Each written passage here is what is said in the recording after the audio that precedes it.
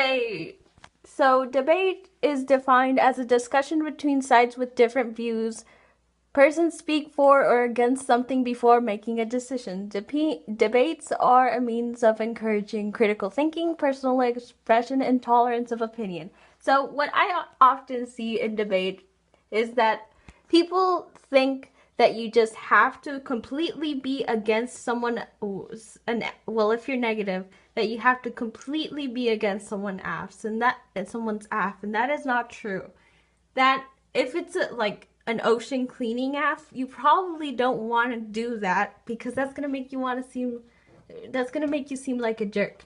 So instead, you should take the mature route and don't accept their aff, because obviously you're the negative and you're not supposed to do that. But just like say, yeah, this and this and this, but this is where their aff goes wrong. So that'll really make you seem more mature, and it won't make the judges mad and stuff if they do agree with the aff, because they may not know a lot about it.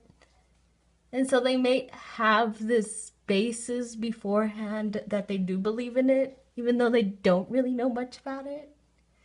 But in any case, do that.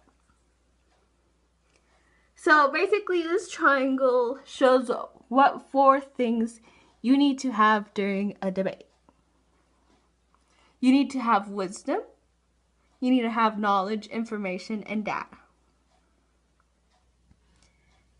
The data is basically your cards, and the wisdom is basically what you take out of your cards.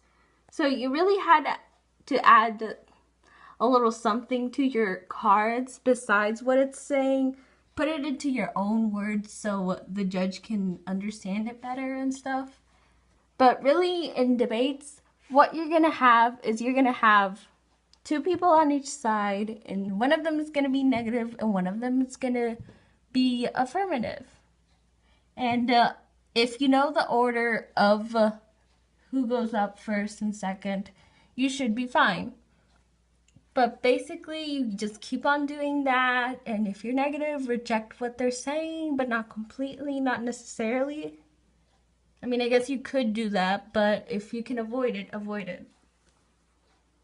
Because it might make you seem a little immature, and therefore the judge is not likely to vote for you.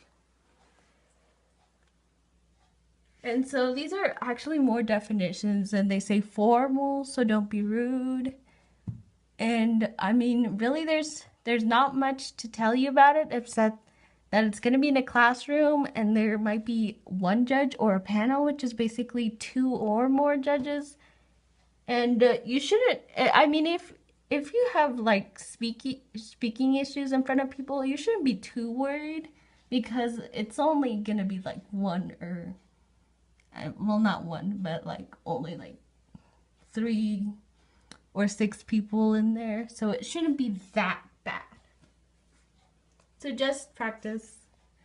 And they all basically say all the definitions, that they're formal, they're competitive, they're logic persuasive. So debate isn't just one thing, it's a split of things. It's a nice balance. And so you really have to take these balances into consideration, like competitive, but don't be too competitive. Which side you favor, but don't be too forceful with which side you favor. You want to be persuasive, not forceful. You have to be logical. You have to teach students about politics, economics, social issues, and or philosophy. It depends on what your topic is. And so that's basically what debate is. And I mean, you may go against a team who's paperless or not. I mean, I initially thought that if the team was, paper, it'd be harder, but that's not necessarily true. So don't, just because you have a laptop doesn't mean it's more accessible. If anything, with a laptop, it's easier to delete things and lose them. So